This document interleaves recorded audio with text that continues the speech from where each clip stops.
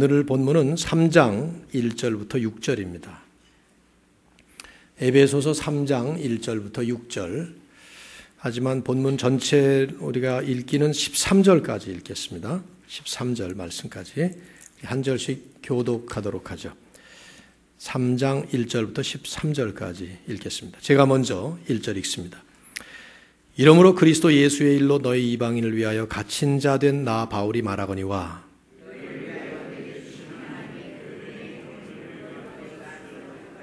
곧 계시로 내게 비밀을 알게 하신 것은 내가 먼저 간단히 기록함과 같으니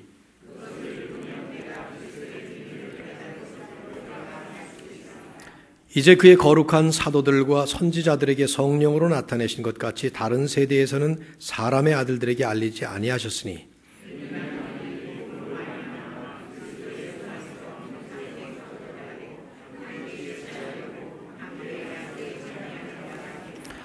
이 복음을 위하여 그의 능력이 역사하시는 대로 내게 주신 하나님의 은혜의 선물을 따라 내가 일꾼이 되었노라.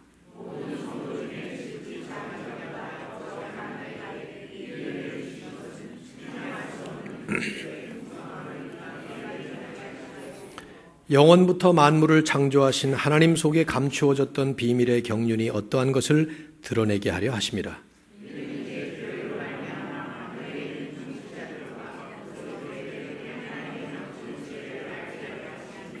곧 영원부터 우리 주 그리스도 예수 안에서 예정하신 뜻대로 하신 것이라.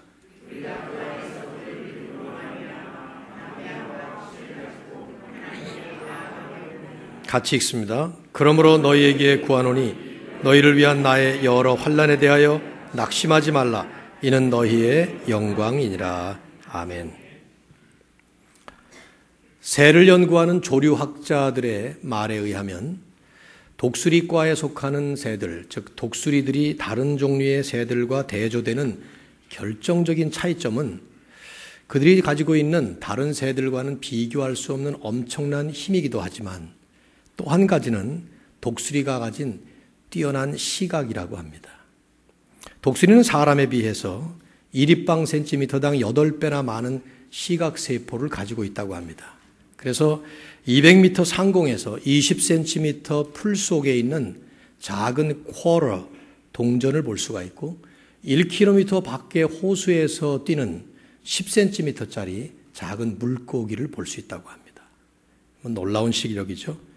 독수리의 이 독특한 시력, 다른 새들과는 달리 뛰어난 그 시력 때문에 이 독수리들은 조류의 그 왕좌를 차지하고 있다라고 하는 글을 제가 책에서 읽은 적이 있습니다. 어떻게 보면 그리스도인들과 비그리스도인들, 교회와 세상의 차이를 우리는 이런 데서 볼 수 있지 않을까 생각이 됩니다. 저나 여러분이나 예수 믿고 구원받은 그리스도인들도 세인들과 다를 바 없는 똑같은 현장에서 똑같은 일을 하고 똑같은 음식 먹고 똑같은 양상으로 살고 있는 것 같지만 그리스도인들에게는 세상 사람들과는 전혀 다른 시각이 있습니다. 세상을 보는 세계관이 다릅니다. 인생을 보는 인생관이 달라요. 가치를 측정하는 가치관이 다르고 역사를 읽는 역사관이 다릅니다. 보는 눈, 보는 관점이 다릅니다. 특별히 하나님을 보지 못하는 눈으로 사는 것이 세상이라면, 그래서 로마서 1장 20절에 사도 바울이 명백하게 말씀한 것처럼 창세로부터 지금까지 하나님의 보이지 않는 것들, 즉 그의 영원하신 능력과 신성이 이 모든 만물에 분명히 보여 알게 되었음에도 불구하고 그런 하나님을 전혀 보지 못하고 사는 것이 이 세상이라면 그리스도인들은 정반대로 모든 것에서 하나님을 보는 것처럼 사는 사람들입니다. 그래서 눈에 보이는 물리적인 세계뿐만 아니라 눈에 보이지 않는 영적 세계를 바라보면서 그러면서 매일매일 우리의 삶 속에 실제로 보이지 않는 것을 더 중요하게 여기면서 사는 근본적으로 다른 눈을 가지고 살아가는 사람들이 우리 그리스도인들입니다. 그렇지 않은가요? 우리는 보이는 것이 전부가 아니고 보이지 않는 영원한 세계를 바라보면서 산다. 사도 바울이 고린도에서 말씀했죠. 매주일 에베소서를 지금 펼치면서 우리는 이 체험을 하고 있는 것입니다. 바울의 눈과 바울의 손을 통해서. 바울은 보이는 세상에서 보이는 세상을 향해 글을 쓰고 있지만 그의 눈은 보이지 않는 하나님의 눈을 바라보고 있고 보이지 않는 우주적 교회를 그리면서 이 말씀을 하고 있는 거예요. 그렇기 때문에 비록 그의 눈에도 보인 것은 처절하게 실망스러운 현실의 현장이었을 것입니다. 에베소 교회, 대단한 교회 같지만 계시록에 가보면은 책망받은 7 그 교회들 가운데 책망받은 5개 교회가 나오는데 그 중에 첫 번째 교회가 에베소 교회예요. 첫사랑을 잃었도다. 대표적으로 책망받은 교회 중 하나입니다. 사실 바울이 이 말씀을 쓸 때에도 에베소 교회의 현장은 정말 글자 그대로 실망스러운 낙심의 현장이었을 겁니다. 그러나 그의 눈은, 바울의 눈은 영광스럽게 빛나는 하나님 나라의 비전을 보고 있습니다. 예수 그리스도의 십자가를 통해서 하나님과 원수되었던 모든 죄인들과의 장벽이 무너졌고 또 서로 원수였던 유대인과 이방인이 화목하게 하나가 됨으로써 이 둘이 공동으로 하나님과 화목하게 되면서 하나님께서는 새로운 하나님의 공동체인 교회라는 뉴 소사이어티를 세우셨어요. 자, 교회가 어떤 존재입니까? 지난주에 우리가 말씀 나눴죠. 이 교회는 하나님께서 다스리시는 하나님의 나라요. 하나님의 사랑이 풍성하게 나눠지는 하나님의 가족이고 하나님께서 거하시고 임재하시는 하나님의 성전이라고 말씀을 했어요. 한 하나님의 나라, 한 하나님의 가족, 한 하나님의 성전을 이루어가는 하나님의 교회. 이것이 그리스도인들이 품고 살아가는 하나님 나라의 비전이에요. 그런데 이 하나님의 비전은 실제 현실의 삶으로 돌아오면 지상 현실의 실제 그림은 너무나도 다르게 펼쳐지는 것이죠. 이 지구상에 있는 지상의 모든 지역교회들, 저는 담대하게 그렇게 말할 수 있어요. 예외 없이 모든 지역교회들은, 지상교회들은 그 어떤 교회도 이런 아름다운 이상적인 그림과는 어떨 때는 정반대의 그림 같은 아주 추하고 망가진 그림들로 가득 차 있는 것이 현실입니다. 흑백 색깔로 나누어져 있어요. 교회라는 곳이. 동서남북 지역 감정으로 나눠져 있습니다. 교회가. 그리고 각자 온갖 종류의 개인 감정으로 나누어져 있습니다. 그래서 예수님께서는 담을 헐어버리셨다는데 교회는 사람들은 교회 안에서 밖에서 계속 새로운 담을 쌓고 있는 것이죠. 이 설교를 이 설교만 이렇게 딱 인터넷 같은 것으로 듣거나 오늘 처음 나오셔서 들으면 아, 이 교회 대단히 문제 있나 보다. 목사가 저런 설교를 하니 그렇게 생각될 것 같아서 이 말도 덧붙여야 될 것 같아요. 모든 교회가 다 그렇다 이 말이에요. 중요한 것은 그럼에도 불구하고 바울은 이런 지상교회의 모습에 실망하지 않아요. 왜냐하면 완성될 하나님의 나라를 바라보고 있기 때문이죠. 그걸 우리는 에베소서를 보면서 계속 보고 있는 거예요. 아직 완성되지 않았기에 완성되어가는 과정 속에서 겪는 페인, 일종의 growing pain이에요. 그런 고통은 있겠지만은 궁극적으로는 바울이 1장에서 한 말씀처럼 그리스도 예수 안에서 하늘에 있는 것이나 땅에 있는 것이 다 통일될 날을 기대하고 있고 오늘 외운 말씀처럼 그때까지 우리는 성령 안에서 하나님이 거하실 처소가 되기 위해서 주 그리스도 예수 안에서 함께 지어져가는 그런 과정을 가고 있는 것입니다. 이러므로 하는 오늘 첫 번째 본문의 첫 단어는 이런 말씀들을 쭉 종합해서 이런 눈을 가지고 바라보면서 말씀했던 1장과 2장의 내용을 종합해서 지금 그 다음 말씀을 전개하는 거예요. 바울은 이렇게 말해요. 나 바울이 말하거니와 이렇게 말합니다. 이러므로 그리스도 예수의 일로 너희 이방인을 위하여 갇힌 자 된 나 바울이 말하거니와 1절이 그렇게 말하죠. 우리가 무슨 말을 할 때 보면요. 강조할 때마다 쓰는 특별한 어떤 클리셰 같은 거 이렇게 그런 게 있어요. 네, 여러분도 아마 다 있을 것 같아요. 뭐 그냥 말하다가 강조할 때 나오는 특별한 동작들이나 말이 나오죠. 저 같은 경우는 강조하려고 그러면 일단 인상을 이렇게 쓰게 되고요. 뭐 저는 할 수 없는 것 같아요. 태어날 때부터 이게 어머니가 그러시더라고요. 딱 태어났는데 인상을 빡 쓰고는 응애가 울더래요. 그래서 저희 어머니는 그때부터 알았대요. 이게 괜찮은 놈이구나. 뭐 이렇게 생각했다 그러더라고요. 뭐 하여튼 무슨 세상 죄를 지고 하는 것처럼 말이지. 지가 예수도 아닌데. 아무튼 그러니 뭐 이게 벗겨지겠어요, 제가. 그래서 제가 한 번쯤 이게 성형 수술을 한번 할까, 여기를. 그래서 아주 인자한 얼굴로 바꿔버릴까 그랬는데 수술할 일이 생겼어요. 여기 혹이 하나 생겼는데 의사가 그 시스트라고 제거해야 된다고 그러면서 그래서 요때 아마 잘할 수 있겠구나. 그런데 이 의사가 닥터 굿맨이라는 사람인데 이름만 굿맨이지 굿맨이 아니었어요. 손이 이렇게 큰 사람인데 여기를 꿰매고 그걸 꺼낸 다음에 바느질을 울게 했어요. 이렇게. 울게. 그래가지고 이렇게 여기 접혀졌어요. 지금 아무튼. 오늘부터 자세히 보려고 그러지 마시고. 아무튼 저는 뭐 강조하면 인상이 딱 써지고 제스처가 많아지고 또 목소리가 높아가고 막 이렇게 되죠. 여러분들도 아마 다 강조하려고 그러면 뭐가 있을까요? 바울은 글을 쓰다가 서신서를 읽어보면 뭔가를 강조하려고 그럴 때 나 바울이 말하거니와 이런 말을 잘했어요. 헬라어에는 주어를 말할 필요가 없어요. 뭐 내가 말한다, 네가 말한다, 그들이 말한다, 1인칭, 2인칭, 3인칭 안 써도 동사의 그 밑에 어미만 보면 알 수 있거든요. 그래서 주어가 없어요.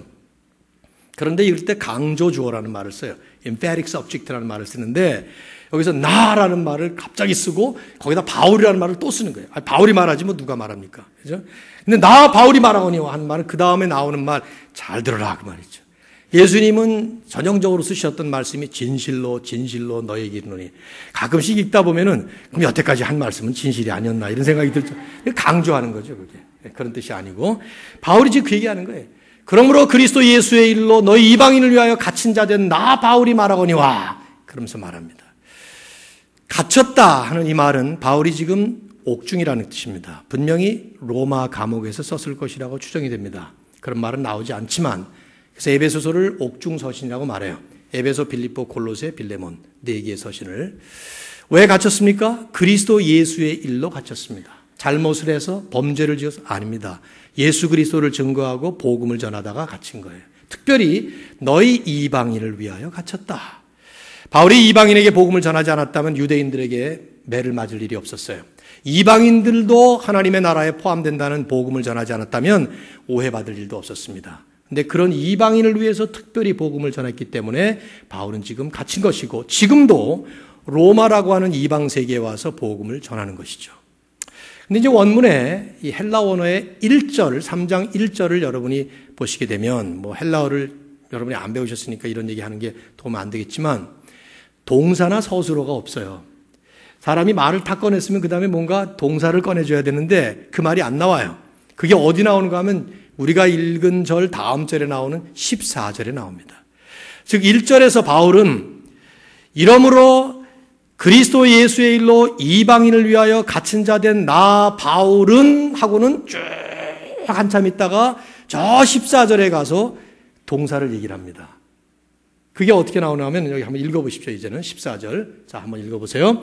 이러므로 내가 하늘과 땅에 있는 각 족속에게 이름을 주신 아버지 앞에 무릎을 꿇고 비노니, 거기 무릎을 꿇고 비노니 하는 말이 1절에 나오는 바울이라는 주어에 대한 동사예요.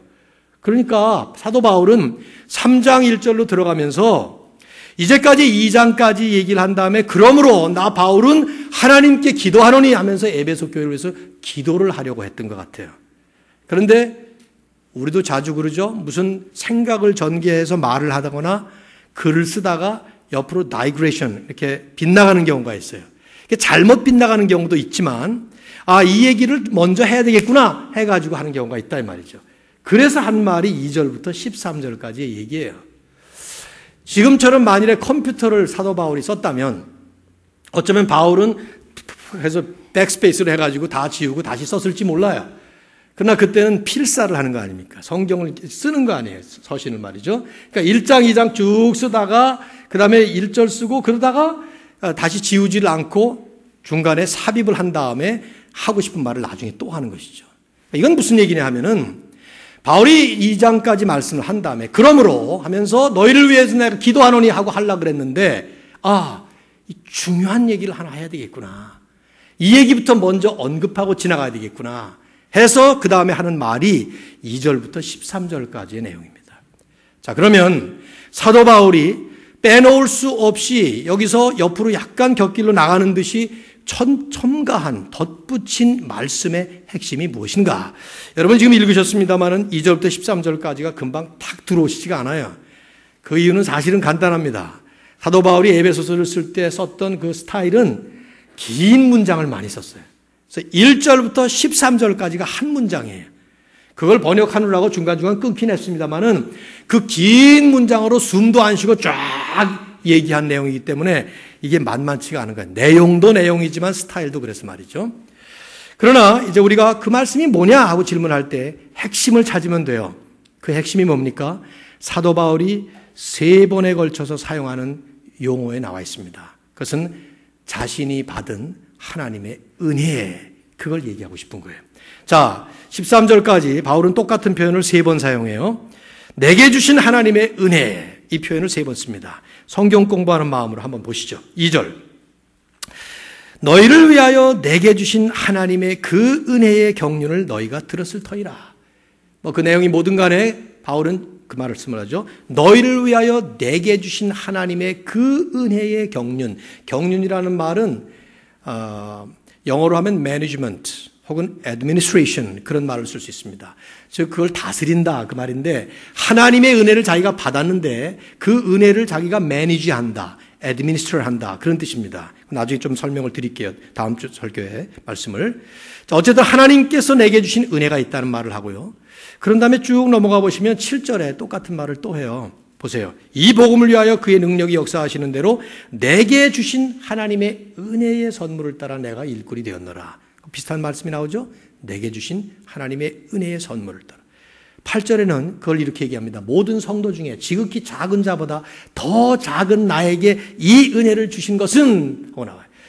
최하로 자기를 낮추면서 모든 성도 중에 지극히 작은 자보다 더 작은 나에게, 그러면서 최상으로 이 은혜를 주신 것은 측량할 수 없는 그리스도의 풍성함을 하면 설명하죠. 비교를 하는 거예요. 최하로 떨어진 나에게 측량할 수 없는 놀라운 은혜를 주셨다. 여러분이 이걸 1절부터 13절까지 쫙 계속해서 반복해서 읽다 보시면은 계속 걸려서 나오는 것은 하나님께서 내게 주신 이 특별한 은혜. 그걸 사도 바울은 기도하기 전에 먼저 지금 이들에게 언급을 하고 리마인드를 시키고 다시 풀이를 한 다음에 그리고 기도하려는 거예요. 자, 우리 이제 물어봐야 되겠죠? 이 은혜가 그럼 과연 어떤 것이냐? 본문을 들어가기 전에 여러분 보통 사도 바울이 내게 주신 은혜, 내가 받은 은혜 이런 말을 할 때 우리는 어떤 각도에서 그런 말을 씁니까? 아, 나 오늘 은혜 받았다. 오늘 은혜 못 받았다. 그럴 때 어떤 각도에서 해요? 내 기분이 괜찮을 때 우리는 은혜 받았다 그럽니다. 오늘 설교 듣고 여러분이 예배 드린 다음에 나가시면서 오늘 기분이 괜찮아요. 그러면 아, 오늘 은혜 받았다. 혹은 은혜가 있었다. 그 다음에 그렇지 않고 뭔가 좀 제 말투에 아니면 제 말 내용에 아니면 예배 시간에 어떤 사람의 행동 때문에 조금 이렇게 여러분이 좀 그냥 기분이 꿀꿀하게 하고 나가면은 아, 오늘 은혜가 없었다. 성가대가 오늘 엉망이었다. 뭐 예를 들면은 오늘 아니지만 뭐 그런 식으로 순전히 그 자기가 받는 사람의 반응에 따라서 은혜라 아니다. 이걸 결정하는데 이거는요, 결정적으로 잘못 오해하는 거예요. 은혜는 전적으로 우리와 상관없이 하나님께서 베푸신 객관적인 선물입니다. 이 세상이 받든 안 받든 믿지 않든 믿든 간에 하나님께서 예수 그리스도를 통해서 십자가에서 우리에게 베푸신 하나님의 그 축복의 선물이 그게 은혜예요. 그것이 안 받는 사람이 있고 받는 사람이 있지만 그게 은혜. 은혜의 핵심은 하나님이 우리에게 주신 것이죠. 그거예요.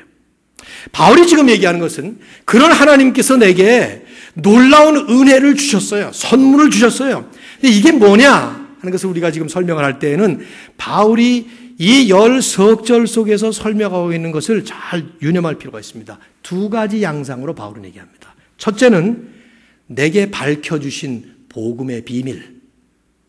두 번째는 그렇기 때문에 내게 맡겨주신 복음의 사명, 그것입니다. 따라해 보세요. 밝혀주신 복음의 비밀, 맡겨주신 복음의 사명. 그게 어디 나와요?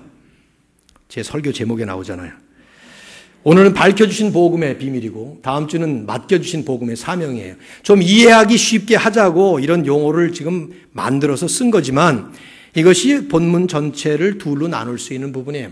사실 오늘 13절까지 한 번에 말씀을 나눠야 되는데 특별히 여름일수록 좀 짧게 하는 것이 좋겠다는 생각이 들어서 했는데 1부, 2부 해보니까 여전히 짧아지진 않더군요. 네, 마찬가지. 제가 원고는 엄청 짧게 준비했는데 말은 더 많아진 것 같아요. 아무튼 제가 부족한 실력이라 어쩔 수 없으니까 여러분들 이해를 하시면 좋겠고요. 이 바울이 지금 얘기하고 있는 하나님께서 자기에게 주신 은혜라는 것은 두 가지예요. 두 가지 면이라 이 말이시죠. 하나지만 하나는 밝혀주신 복음의 비밀입니다. 2, 3절에 그걸 얘기하죠. 너희를 위하여 내게 주신 하나님의 은혜의 경륜을 너희가 들었을 터이라. 곧 계시로 내게 비밀을 알게 하신 것은 내가 먼저 대강 기록함과 같음이라. 거기 복음의 비밀을 계시로 알려줬다 하는 말씀이 나와요. 밝혔다 이 말이죠. 그것을 7절에 가면 이 복음을 위하여 내게 능력 주시는 대로 내게 주신 하나님의 은혜의 선물을 따라 내가 일꾼이 되었다. 그래서 내가 지금 이제부터는 사명이 있다. 이런 말을 하죠. 다시 반복해서 말씀드린다면 그 은혜의 두 가지 양상은, 첫 번째 양상은 자신에게 밝혀주신 복음의 비밀이고, 그렇게 밝혀주신 비밀 때문에 하나님이 계시를 통해서 자신에게 비밀을 알려주셨기 때문에 이제는 그 복음을 전해야 되는 맡겨주신 사명이 있다 하는 것을 얘기하는 것이죠. 자, 바울이 자신의 간증처럼 얘기를 합니다. 3장에 들어오면서. 그러나 바울은 사실은 자기 얘기만 하는 게 아니에요. 진짜 간증을 잘 하시는 것, 옳게 간증을 하는 간증은 여기서 간증을 하지만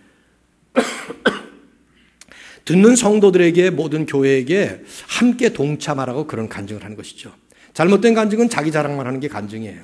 잘못된 것입니다. 그러나 바른 간증은 자기에게 주신 은혜를 나누면서 그 은혜에 여러분들 동참하십시오. 혹은 동참해야 합니다 하는 얘기를 하는 것이죠. 바울은 지금 그런 각도에서 말합니다. 내게 이런 은혜를 주셨지만 그것은 곧 너에게도 주신 것이다. 너희도 깨달아야 한다. 깨달을 수 있다. 내게 이런 사명을 줬지만 너희도 그런 사명 받았다. 그런 얘기를 하는 것이죠.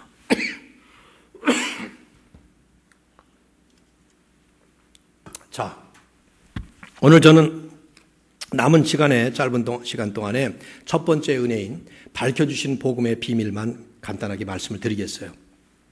사실 길게 강의할 필요가 없습니다. 오늘 본문을. 왜냐하면 이 짤막한 문단 속에 그 비밀, 그 은혜가 뭔지를 다른 종류의 키워드로 설명하고 있어요. 그것은 비밀이라는 단어예요. 자, 3절 말씀. 3절 말씀 여러분이 한번 읽어보시겠습니까? 시작.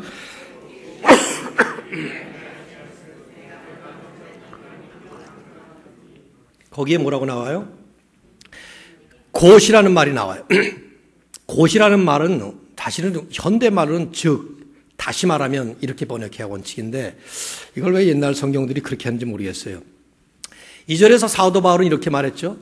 이러므로 그리스도 예수를 위하여 너희 이방인들을 위하여 갇힌 자된 나 바울이 말하거니와 너희를 위하여 내게 주신 하나님의 그 은혜의 경륜을 너희가 들었을 터이라. 곧, 즉, 다시 말하면 하면서 계시로 내게 비밀을 알게 하신 것.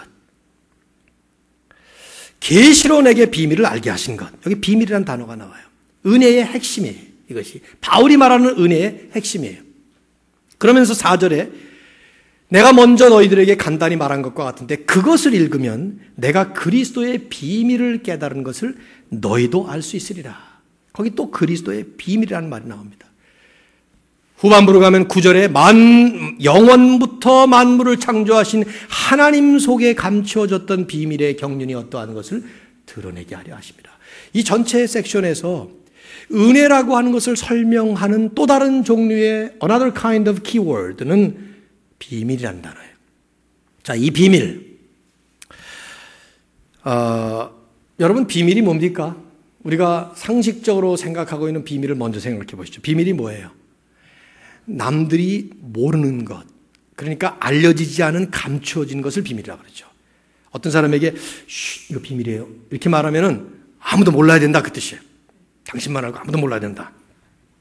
영어로 하면 secret 혹은 mystery 그런 것들이죠. 그런 게 비밀이라는 뜻인데 뭐 어떤 사건이 미스테리다 그러면 아직 해결이 안 된 오리무중에 빠져서 뭐가 뭔지 모르겠다. 그럴 때 미스테리를 쓰는데 이 미스테리라고 하는 단어의 어원에 해당하는 헬라어가 무스테리안입니다. 그게 우리는 비밀이라는 말로 번역한 단어예요.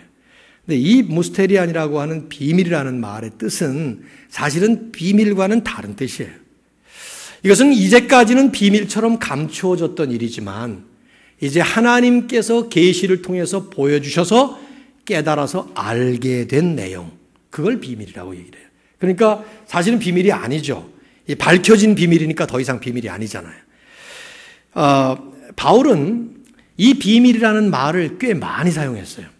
바울 서신 가운데 무려 21번이나 나오고 그중에 에베소서에만 6번이 나옵니다. 3분의 1 내지 4분의 1을 에베소서에 썼는데 이 말을 쓸 때마다 사도 바울이 과거까지는 알려지지 않고 숨겨졌던 일인데 하나님이 계시를 통해서 알려준 그 밝혀진 비밀이라는 게 과연 뭐냐? 사도 바울은 영락없이 매번 예수 그리스도를 통해서 밝혀진 계시된 진리를 이런 단어를 썼습니다. 즉 예수님 아니면 우리는 알 수 없었어요. 그리스도 안에 들어가지 않으면 알 수 없는 것입니다. 그런데 하나님께서는 예수 그리스도를 통해서 그분을 통해서만 알 수 있는 신비한 비밀, 미스테리를 밝혀주셨다는 것이죠. 그걸 사도 바울은 이 단어를 통해서 설명을 했어요. 자, 골로새 1장 26절과 27절 찾지 마십시오. 그냥 제가 읽을 테니까 들어보세요. 여기에 정확하게 표현됐습니다. 골로새 1장 26, 27. 이 비밀은 만세와 만대로부터 감추어졌던 것인데 이제는 그의 성도들에게 나타났고, 즉 교회에 나타났고 하나님이 그들로 하여금 이 비밀의 영광이, 즉 교회로 하여금 이 비밀의 영광이 이방인 가운데 얼마나 풍성한지를 알게 하려 하심이라.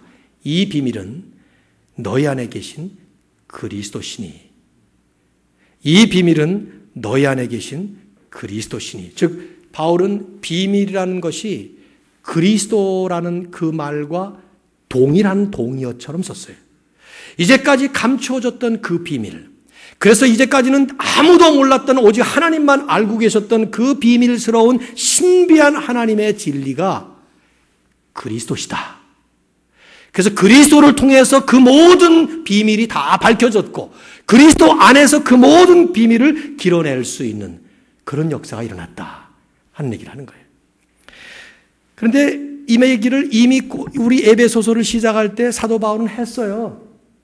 1장 9절에서 사도 바울은 찬송하리다 하나님 곧 우리 주 예수 그리스도의 아버지께서 그리스도 안에서 속한 모든 하늘의 신령한 복을 우리에게 주시되, 그러면서 쭉 얘기하다가 우리는 그리스도의 은혜로 그리스도 안에서 그리스도의 피로 말미암아 속량 곧 죄 사함을 받았느니라 그러면서 하는 말이, 그것은 그 뜻의 비밀을 우리에게 알리신 것이요, 그래서 그의 기뻐하심을 따라 그리스도 안에서 때가 찬 경륜을 위하여 예정하신 것이니 이는 하늘에 있는 것이나 땅에 있는 것이 다 그리스도 안에서 통일되게 하려 하십니다. 즉 예수 그리스도가 오심으로 인해서 십자가 역사가 일어났고 거기서 끝난 것이 아니라 그때부터 오히려 시작이 되어서 하나님의 놀라운 감춰졌던 그 비밀의 진리가 이제는 그리스도 예수 안에서 마지막에 완성되는 그날까지 계속해서 이루어져 갈 것이다 하는 얘기를 이미 그 단어를 통해서 얘기했던 것이죠.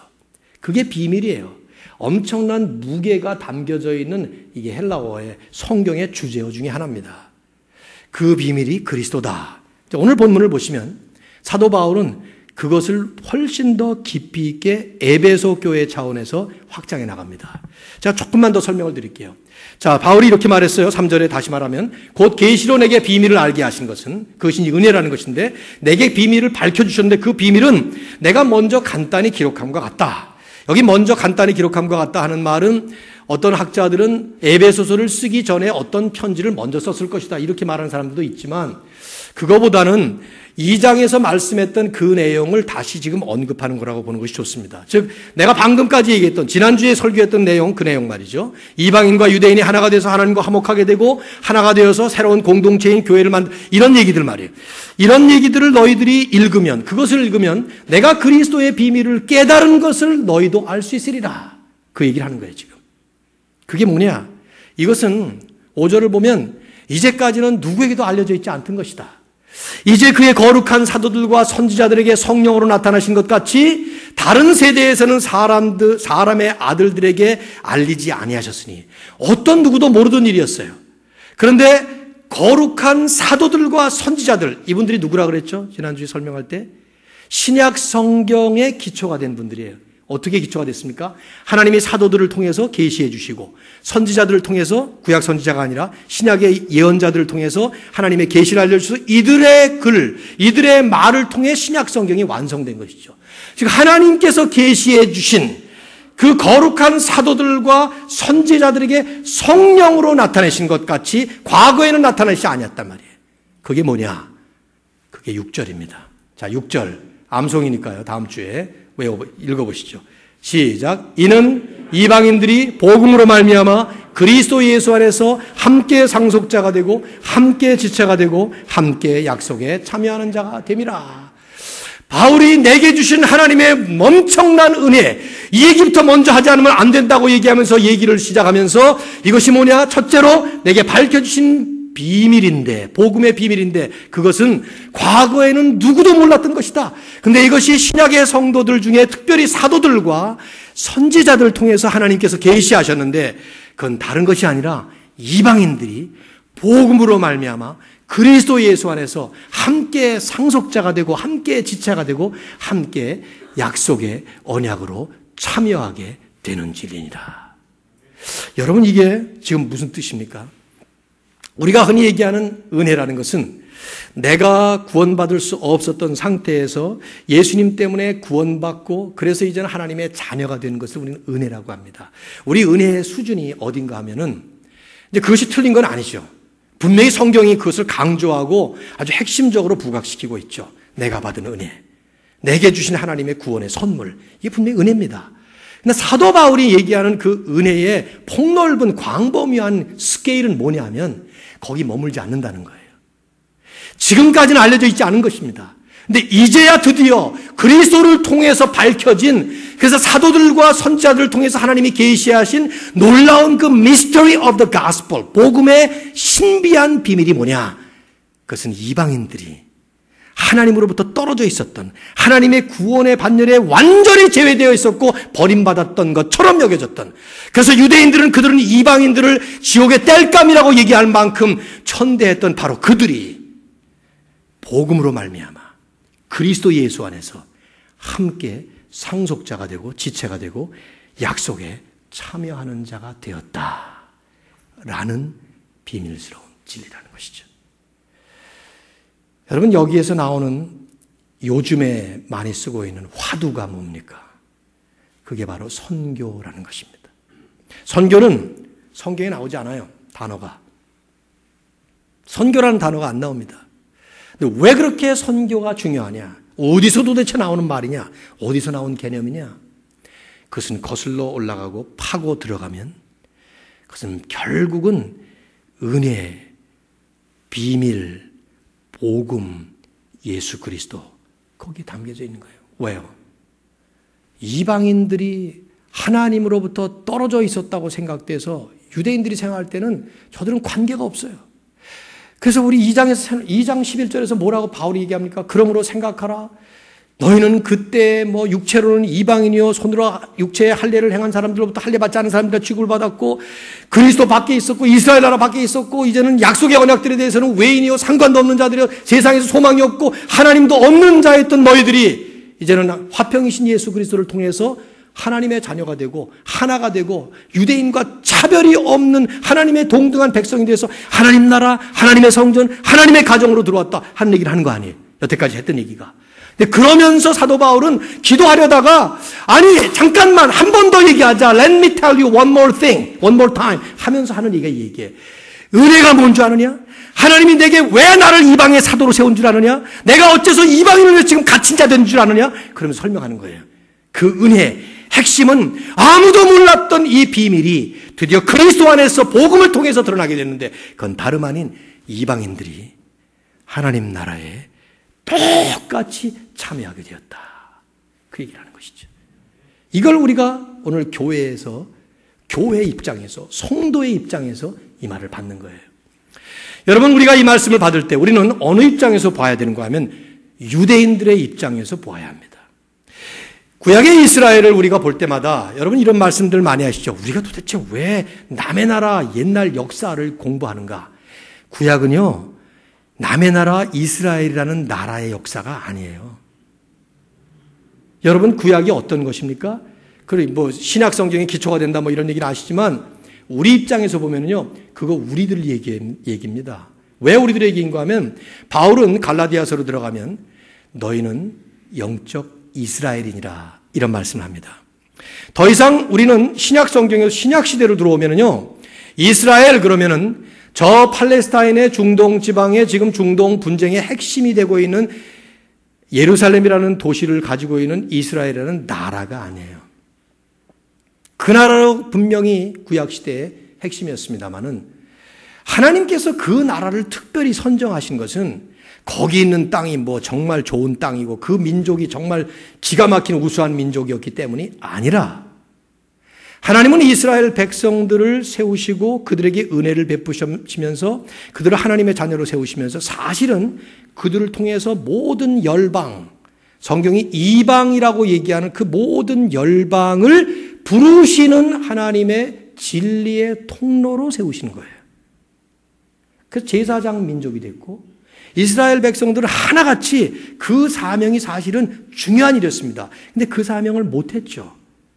못하기는커녕 정반대로 이방인들을 지옥의 땔감으로 취급하고 말았지 않았어요. 개처럼 취급하고 말았잖아요.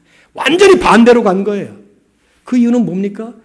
이 복음의 비밀을 깨닫지 못했기 때문이에요. 아브라함을 부르시면서 너로 하여금 복의 근원이 되게 하리라. 그렇게 말씀하실 때는 아브라함의 후예인 이스라엘 모든 이스라엘 백성들, 이스라엘 민족들이 그 사람들만 구원받는 게 아니었습니다. 궁극적으로 오실 예수 그리스도를 아브라함의 가문에서 태어나게 하는 것이 분명히 있었지만 그 과정 속에 구약의 2000년이면 2000년, 4000년이면 4000년 그 역사 속에 하나님은 이스라엘 백성들을 통해서 이 땅에 하나님이 이들을 세우심으로 인해서 이들을 통해서 결국 모든 열방들이 하나님 앞으로 돌아올 수 있다. 그리고 돌아와야만 한다 하는 것을 보여준 것이죠. 즉 그리스도를 대변하는 복음의 수행자로 그들을 세운 거예요. 그런데 그들은 그걸 못했습니다. 철저하게 배타적인 선민의식을 가지고 모든 이방 족속들을 무시해버린 채 자기들만 똘똘 뭉쳐서 그래서 결국은 자기들이 받았던 복음의 은혜까지도 놓쳐버리고 말았던 것이죠. 제가 에베소서가 끝나고 나면은 로마서를 강의하려고 그래요. 로마서를 여러분이 보시면은요, 이런 말씀을 사도 바울이 해요. 처음 복음은 너희들에게 전해졌다. 유대인들에게. 예수께서 이방인들에게 온 것이 아니라 유대인들에게 왔잖아요. 근데 너희가 배척함으로 인해서 그 축복은 결국 이방으로 가버리고 말았다. 그러나 그 이방으로 간 것은 너희를 완전히 버리지 않고 다시 돌아올 것이다. 어떤 학자들은 그래서 마지막 때에는 이스라엘이 국가적으로 총체적으로 돌아올 것이다. 이렇게 믿는 사람들도 있는데요. 뭐 그렇든 아니든 간에 말이죠. 이스라엘 백성들이 먼저 복음의 은혜를 받았어요. 이 복음의 비밀을 받았다 이 말이죠. 이걸 사도 바울과 베드로 이런 사도들이 얼마나 서신서에서 많이 얘기하는지 몰라요. 근데 그럼에도 불구하고 그들은 그걸 놓쳐버렸어요. 깨닫지 못해서 잃어버렸어요. 그러니 사명은 더더군다나 감당할 수 없었겠죠. 이제 우리는 영적 이스라엘이 된 교회로서 이 말씀을 받는 것입니다. 이제 교회가 이 자리에 왜 있습니까? 여러분이 성도로서 구원받았는데 왜 하늘에 가지 못하고 여기 남아 있습니까? 예? 왜 가지 못해요? 왜 못 가고 있어요, 하늘로? 하나님이 안 데려가시니까 못 가는 거 아니에요. 근데 하나님이 왜 안 데려가시냐 이 말이죠. 이스라엘 백성들이 받았던 사명과 똑같은 사명을 우리에게 주신 거예요. 이스라엘 백성들에게 안겨주셨던 똑같은 복음의 비밀을 우리에게 알려주신 거예요. 그런데 그걸 모르고 우리가 혼자 품고 소금통 안에 앉아서 이러고 있으면은 이것은 우리는 완전히 구약의 이스라엘의 그 우를, 그 잘못된 죄라고 할까요? 범하고 있는 것이죠. 이것을 전형적으로 보여준 성경의 클래식한 example이 뭐냐 하면은 탕자의 비유입니다. 사실 탕자의 비유뿐이 아니에요. 누가복음 15장에는 세 개의 비유가 연속적으로 나옵니다. 예수님께서 말씀하셨어요. 잃어버린 동전의 비유, 잃어버린 양의 비유, 그 다음에 잃어버린 아들의 비유. 이 셋이 차례차례 나와요. 그 비유들은요, 양도 그렇고 내용도 그렇고 점점 두 번째, 세 번째 비유로 갈수록 확장되면서 마치 음악의 크리센도처럼 클라이막스를 향해서 갑니다. 근데 거기 특징이 하나 나와요. 공통점이 나옵니다. 잃어버린 동전을 찾는 사람이 엄청 기뻐해요. 글쎄 그 동전이 뭔지 모르겠습니다만은 또 잃어버린 양을 찾은 목자가 99마리 양을 놔두고 찾아갈 만큼 열정을 펼쳤다가 찾고 나니까 엄청 기뻐해요. 그때 주님은 거기다 코멘트를 다시죠. 이와 같이 죄인 하나가 회개하면 하늘에서 이렇게 기뻐하느니라. 아마 하나님께서는 천사들을 불러 모으고 잔치를 하면서 천국 잔치를 엄청나게 하는 것 같아요. 죄인 하나가 돌아오면. 근데 그걸 확장해서 적나라하게 보여준 비유가 세 번째 비유예요. 우리는 흔히 그 세 번째 비유를 가지고 탕자의 비유라는 말을 쓰죠. 그죠? prodigal son. 근데 여러 번 말씀드렸습니다만 그건 표현 자체가 조금 빗나가는 표현이에요. 왜냐하면 그 비유에 나오는 핵심 인물은 사실은 두 번째 아들 탕자가 아닙니다. 탕자는 거기서 머티리얼로 쓰임받긴 했어요. 그러나 주제는 그게 아니에요. 거기 중요한 인물은 첫 번째 아들입니다. 왜냐하면 예수님께서 그 말씀을 하실 때 이유가 있었어요. 어느 날 죄인들과, 먼 날이 아니죠. 늘 그러셨잖아요. 죄인들과 세리들과 먹고 마시고 그러는데 누가복음 15장 1절과 2절을 보시면은 그날도 그렇게 하니까 바리새인들과 서기관들이 비난을 하기 시작했어요. 저 사람이 죄인들과 함께 저렇게 어울린다. 그때 예수님은 그 비난에 화가 나서 얘기한 게 아니라 도대체 자기들에게 하나님께서 맡겨주시고 안겨주신 은혜와 복음의 비밀이 무엇인지를 전혀 망각할 뿐만 아니라 그걸 전혀 행하지 않고 있었던 이스라엘 사람들, 그들의 대표 주자라고 볼 수 있었던 바리새인과 서기관들, 그들은 누구보다도 구약 성경에 정통한 사람들이었어요. 근데 그걸 모르고 저렇게 하는 사람들을 보면서 그들을 대변하는 첫 번째 아들을 비유 속에 집어넣은 것이죠. 거기 나오는 첫 아들은, 큰 아들은 아버지 집에 늘 있었던 사람입니다. 아버지의 모든 축복을 장자였기 때문에 다 물려받은 사람이에요. 축복의 반열에 속한 상속자였다 이 말이죠. 그런데 둘째 아들이 나갔다가 돌아왔어요. 이방인과 같은 그 아들이 돌아옵니다. 그걸 기뻐하는 아버지의 심정을 전혀 이해하지 못합니다. 이해하지 못할 뿐만 아니라 아버지에게 목을 핏대를 세우면서 대듭니다. 이러면 안 되지 않느냐고 말이죠. 그때 아버지는 조용조용히 아들에게 가르치죠. 예, we must be glad and rejoice. 우리가 기뻐하고 즐거워하는 것이 마땅하니라. 이게 바로 복음이다 하는 얘기예요. 예수 그리스도를 통해서 하나님께서 우리에게 지금 오늘 신약시대의 성도들과 교회에 안겨주신 것은 첫째는 바로 이런 복음의 비밀을 깨닫게 하신 거예요. 모든 열방이 교회를 통해서, 모든 열방이 먼저 믿은 영적 이스라엘에 해당하는 성도들을 통해서 돌아와야만 하는, 그리고 돌아올 수 있다고 하는 것을 이 세상에 선포하기 위해 하나님은 공중을 날아다니면서 슈퍼맨처럼 그렇게 전도하시지 않습니다. 하나님께서 이 세상을 구원하기 위해서 하실 수 있는 방법이 엄청 많으실 텐데 훨씬 더 효과적인 방법, 능력 있는 방법이 많으실 텐데 하나님 그렇게 안 하세요. 딱 한 가지 방법을 하십니다. 그게 뭡니까? 교회를 통해서, 성도들을 통해서, 자신이 받은 이 복음의 진리를 분명히 깨달은 사람들을 통해서 복음의 사명을 감당함으로써 하시는 것이죠. 이게 선교라는 것입니다. 여러분, 선교라는 말을 우리는 너무나 교회 한 프로그램처럼 사용하고 있습니다. 단기 선교도 그래요. 그래서 요즘엔 단기 선교 가지 말라 그럽니다. 선교사들은 단기 선교 한번 갔다 와놓고는 끝인 것처럼 생각하기 때문에 우린 그런 각도로 가지 않잖아요. 선교로 15명의 팀이 갈 때 잘 준비해서 선교의 의미가 무엇인지, 가서 해야 되는 일이 무엇인지, 정말 중요한 궁극적인 목적이 무엇인지 그걸 가서 이루기 위해서 최선을 다해서 시간과 또 모든 것을 헌신을 해서 갑니다. 또 교회는 보내놓고 그냥 있지 않습니다. 열심히 기도하면서 이들의 손을 통해서 펼쳐지는 일들이 우리에게 찾아오신 예수 그리스도를 증거할 수 있는 도구가 되게 해주시고, 또 이 작은 짧은 기간 동안에 이루어지는 행사를 통해서 우리에게 하나님께서 베푸신 그 은혜가 그것에도 펼쳐질 수 있도록, 그리고 우리에게 주인으로 찾아오신 예수 그리스도가 증거될 수 있도록, 그러나 통로와 수단만 의료선교라는 걸 통해서 같은 것뿐이죠. 오늘 우리에게 밝혀주신 복음의 비밀이 무엇입니까? 제가 여러분에게 복음이 무엇입니까? 하고 질문하면 정확하게 대답을 하실 거예요. 간단하게 말하면 기쁜 소식입니다. 조금 더 확장을 하면 예수 그리스도를 통해서 우리에게 안겨주신 기쁜 구원의 소식입니다. 정확하죠? 근데 거기서 머물면 정확한 것 아닙니다. 부분적입니다. 미완성정입니다.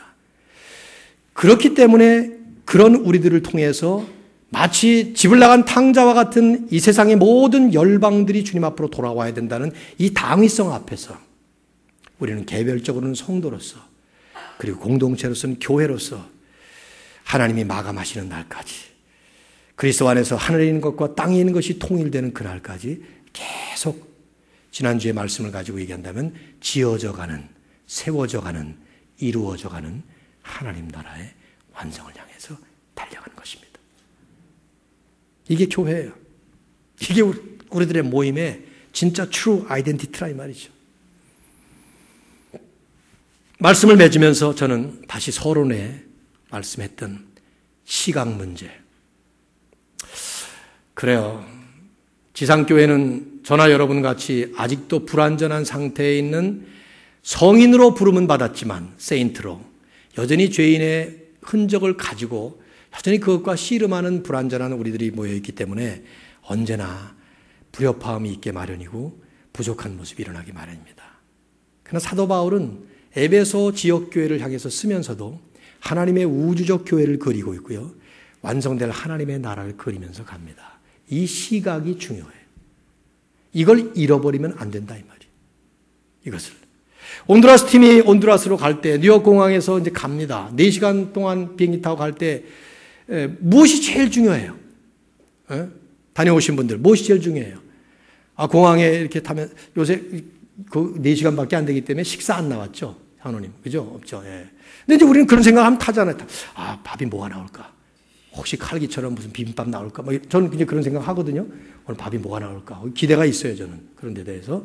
또 타면서 이렇게 혹시 스튜어디스들이 오늘 좀 예쁘지 않을까? 이런. 굉장히 은혜거든요, 그게. 근데 그런 것도 여러 가지 온갖 잡생각을 다 하잖아요. 그런데 진짜 중요한 건 뭐예요? 정말 생각해야 될 건 뭐예요? 온두라스에 가는 것이죠. 거기 가서도 덥고 잠자리 불편하고 먹는 거 그렇죠. 얼마나 근데 그럴 때마다 눈앞에 펼쳐지는 짜증스러운 수많은 일들. 진짜 중요한 게 뭐예요? 선교를 왜 갔는가? 거기 가서 무엇을 이룰 것인가? 그 궁극적인 목적 아닙니까? 우리가 지금 이렇게 걸어가고 있으면서 바라보아야 될 궁극적인 목적이 무엇인가? 하나님 나라에 대한 이 비전을 잃어버려서는 안 됩니다. 저는 오늘부터 찬양을 바꿨습니다. 일부의 임예송은 찬송가 27장에 나오는 그 빛나고 높은 보좌. 빛나고 같이 하시죠. 빛나고 보좌와 그 위에 앉으신 주 예수 얼굴 영광이 해같이 빛나네.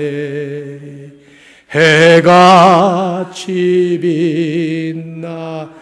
이 찬양을 하면서 시작하는 그 예배의 시작에 빛나고 높은 보좌 위에서 해같이 빛나는 영광스러운 그 예수님을 보고 돌아갈 수 있다면 우리의 예배는 너무나도 축복된 성공된 예배가 되겠죠. 지존하신 우리 주님 앞에. 이 찬양 자주 하는, 우리 잘 아는 찬양 아닙니까? 높고 높은 지존하신 주님 앞에. 그래서 그 예수님 앞에 경배를 하면서 예배를 시작하고 마지막 끝날 때 주님 나라 임하시네 그 찬양을 부르게 될 텐데, 이제 그 주님의 나라를 바라보면서 우리가 나아간다면 이 예배는 얼마나 하나님의 축복이 넘치는 예배가 되겠습니까? 결국 시각의 문제예요. 뭘 보고 사느냐의 문제입니다. 저는 요즘에 참 그런 생각이 많이 드네요. 지난 6월 26일에 미국 수프림 코트에서는 얘기를 할까 말까 하다가 썼으니까 제가 할까 생각합니다. 대부분은 모든 미국에 있는 모든 주에서 same-sex marriage, 동성 결혼을 허락한다는 법안을 5대4로 통과시켰습니다. 다 들으셨겠습니다만. 이 법안을 통과시키게 된 기본 근저에는 미국 국민이라면 누구나 결혼할 수 있다 하는 그 fundamental right of marriage, 이 결혼의 기본권이라는 것이 결국은 이 결정의 근본이 됐고, 또 게이 아메리칸들, 그리고 동성애자들에게도 동등한 권리가 주어져야 된다 하는 그 equality, 그것이 이제 기본이라서 이런 결정이 내려졌죠.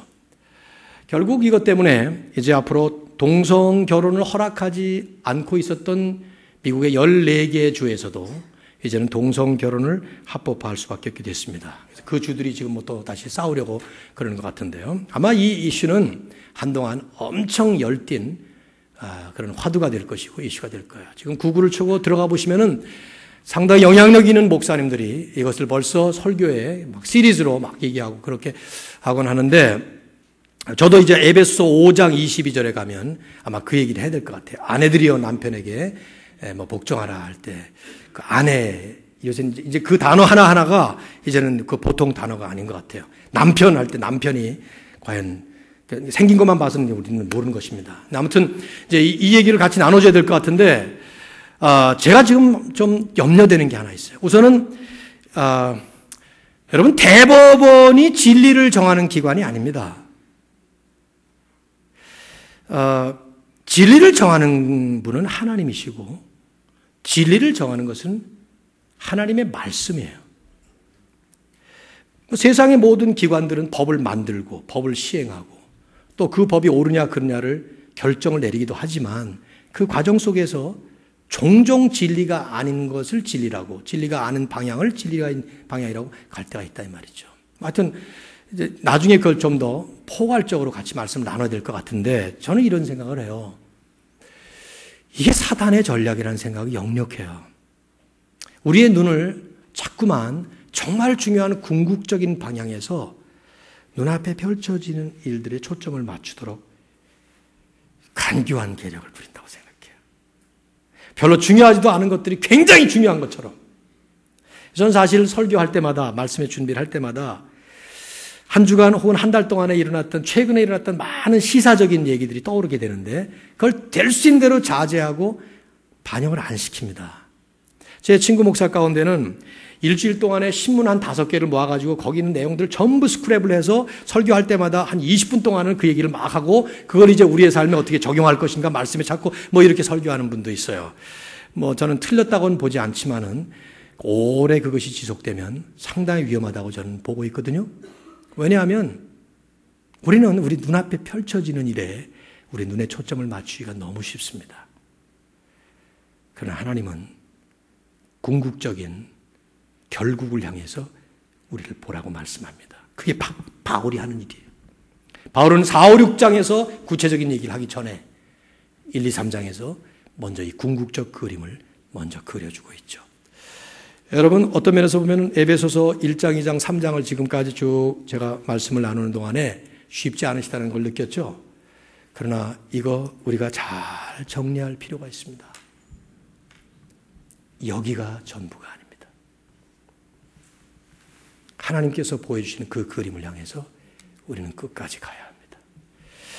주님 나라 임하시네. 주의 날은 멀지 않았네. 너는 일어나 주를 따르라. 하나님 널 부르시네. 세상은 아직 어둠 속에 빛 대신 주 보기 원하네. 너는 일어나 그 빛을 발하라. 주님의 영광 내게 임했네. 이 찬양을 우리가 이제 한 6개월 동안 부를 텐데요. 에베소서의 중심이라고도 생각이 됩니다.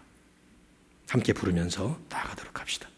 자, 자리에서 한번 일어나시겠어요? 찬양팀 올라오시고 같이 우리 찬양 부르도록 하겠습니다.